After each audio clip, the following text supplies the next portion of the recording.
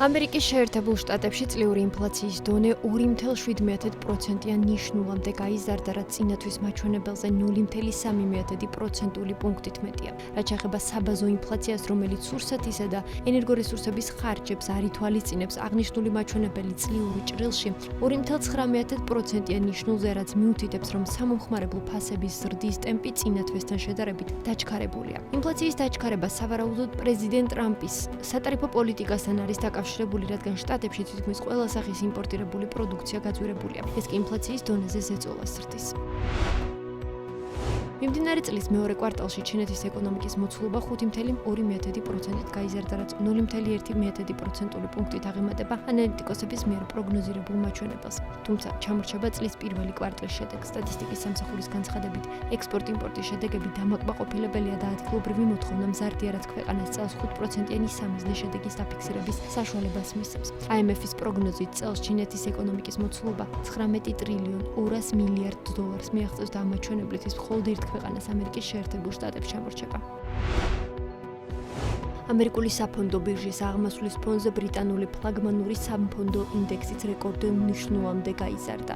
FTSE 100 ინდექსის შეფასება, რომელიც ლონდონის საფონდო ბირჟაზე დალისტულ უმსხვილეს კომპანიებს აერთიანებს, ამჟამად 9000-იან ნიშნულზე იმყოფება, რაც ერთწლიან პერიოდში დაფიქსირებულ 10%-იან ზრდას წარმოადგენს. ანალიტიკოსების შეფასებით, ინდექსის ზრდაზე უდიდეს გავლენას ნიუ-იორკის და ნასდაკის საფონდო ბირჟების მკვეთრი აღმასვლა ახდენს. 14 ივლისს სომხეთის პრემიერ-მინისტრი ნიკო ფაშინიანი მნიშვნელოვანი დიპლომატიური მისიით ბრიუსელსა და პარიზს ეწვია. ვიზიტის მიზანი სომხეთისადმი ევროკავშირისა და საფრანგეთის მხარდაჭერის გაძლიერება და ქვეყნის ევროპულ სტრუქტურებთან დაახლოება იყო.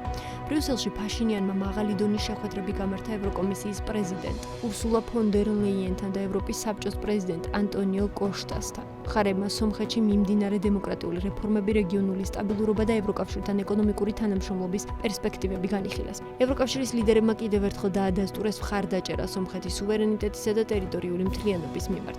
შეხვედრების შედეგად ევროკავშირმა გლობალური კარიბჭის სტრატეგიის ფარგლებში სომხეთში 2 მილიარდ 500 მილიონიანი ევროს ინვესტიციის განხორციელება დაანონსა. ინვესტიცია მიმართული იქნება ინფრასტრუქტურის განვითარებაზე, ციფრული ტრანსფორმაციის ხელშეწყობასა და სოციალური პირობების გაუმჯობესებაზე. ევროკავშირმა ასევე განაცხადა, რომ დამოუკიდებელი მედიის მხარდაჭერისთვის სომხეთს 1.5 მილიონ ევროს გამოუყოფს. ბელგიიდან ფაშინიანი პარიზში გაემგზავრა, სადაც პრეზიდენტ ემანუელ მაკრონს შეხვდა. ლიდერებმა ყურადღება გაამახვილეს რეგიონში არსებულ უსაფრთხოების გამოწვევებზე და ხაზი გაუსვეს სომხეთ-საფრანგეთის მჭიდრო პარტნიორობას. ფაშინიანისა და მაკრონის განცხადებით, სამხრეთ კავკასიაში სტაბილურობის უზრუნველყოფა საერთო მიზანია, რაც ორივე ქვეყნის აქტიურ ჩართულობას საჭიროებს. მწვავე სიცხის ტალღის შემდეგ, რომელიც გასულ კვირას დასრულდა, მაღალ ტემპერატურასთან დაკავშირებული გართულებების გამო 12 ევროპულ ქალაქში 2300 ადამიანი დაიღუპა. ამის შესახებ ლონდონის იმპერიული კოლეჯისა და ჰიგიენისა და ტროპიკული მედიცინის სკოლის მეცნიერთა საერთო კვლევაში საუბარი. კვლევის ფარგლებში მეცნიერებმა 2 ივლისის ჩათვლით 10-იანი პერიოდი შეისწავლეს, რომლის ფარგლებშიც დასავლეთ ევროპის ძირითადი ნაწილი ძლიერ სიცხის ტალღას 40 გრადუსიან ტემპერატურას და ტყის ხანძრებს ებრძოდა. კვლევის თანახმად 2300 ადამიანიდან 1500-ის გარდაცვალება კლიმატის ცვლილებას უკავშირდება, რომლის გამოც თბური ტალღა კიდევ უფრო მწვავე იყო. კვლევის ფარგლებში განხილულ 12 ქალაქს შორის მოხვდნენ ბარსელონა, მადრიდი, ლონდონი და მილანი, სადაც მეცნიერთა მტკიცებით კლიმატის ცვლილებების გამო სიცხის ტალღა 4 გრადუსით უფრო მაღალი იყო. კვლევრებმა გარდაცვლილთა რაოდენობის შესაფასებლად ეპიდემიოლოგიური მოდელები და სიკვდილიანობის ისტორიული მონაცემთა ბაზები გამოიყენეს, რომლებშიც აღრიცხულია სიცხესთან დაკავშირებული გარდაცვალების შემთხვევები, მათ შორის მაღალი ტემპერატურის ზემოქმედება უკვე არსებულ ჯანმრთელობის პრობლემებზე. მეცნიერები მსხვერპლის რაოდენობის დასაცვლელად რეცენზირებულ მეთოდებს დაეყრნენ, რადგან როგორც წესი მაღალ ტემპერატურასთან დაკავშირებული გარდაცვალებები არ აღირიცხება.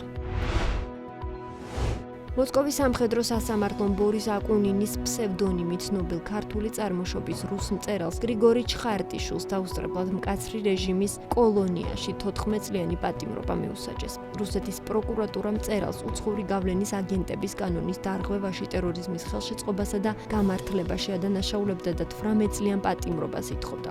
ციხის გარდა მწერალს 400,000 რუბლის, ანუ 5,120 დოლარის მოცულობის ჯარიმა დააკისრა და 4 წლის განმავლობაში ონლაინ გვერდების მართვა აუკრძალა. ავტორი წლებია რუსეთში აღარ ცხოვრობს, ანუ ის არ დაუკავებიათ. ბორის აკუნინი თანამედროვე რუსული ლიტერატურის ერთ-ერთი გამორჩეული ავტორია, რომელიც უმეტესწილად ისტორიული ჟანრის რომანებს წერს, სადაც თანამედროვე რუსეთის სოციალურ-კულტურულ თავისებურებებს იკვლევს. ამასთან აკუნინი აქტიურობს სოციალურ ქსელებში, სადაც ჯამურად 400,000-მდე გამომწერი ხავს. ბორისის წიგნებს მილიონობით მკითხველი ხავს, ხოლო მის ინტერვიუები ჯამში 100 მილიონ ნახვას აკროვებს, ანუ თანამედროვე რუსული აზროვნების ჩამოყალიბებაში სულ მცირე ოპოზიციის მხარეს რუს მწერალს დიდი როლი აქვს.